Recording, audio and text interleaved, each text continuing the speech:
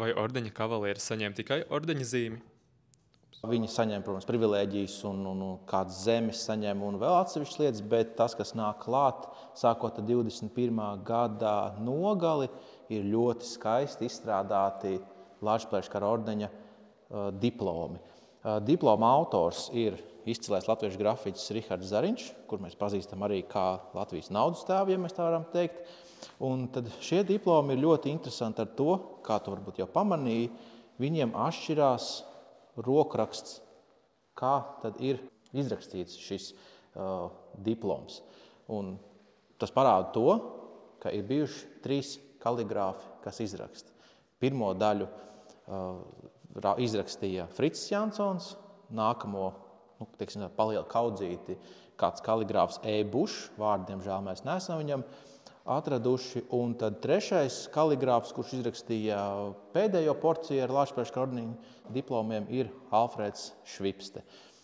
Un, ja viņu rokraksts ir viena lieta, kas, protams, mainās pašā diplomā, mainās arī tas, ar kādas krāsas tinti diplomi ir izrakstīti.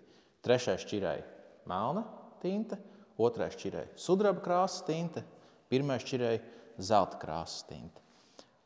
Viena lieta, kam es gribētu pievērst plašāku uzmanību, ir apakšējais datums. Te ir 31. oktobris 21. gads, 31. oktobris 23. gads un 11. novembris 27. gads. Šie datumi nav saistīti ar ordeņa pasniegšanas vai piešķiršanas lietu, bet šie datumi parāda, kad šis ordeņa diploms ir izrakstīts. Un vēl viena lieta, kas nāk klāt tīri dokumentāra Lāčplēša ordeņa kavalieriem, tā ir pēc skata, mazliet, jāsaka, tā necila, bet Lāčplēša ordeņa kavalieru apliecība, ar kuru tad viņš pierāda, ka viņš tiešām ir ordeņa kavalieris, un ar šo viņš varēja pārvietoties ar sabiedrisko transportu bez maksas, uzrādot, ka es esmu ordeņa kavalieris un ļaujiet man braukt.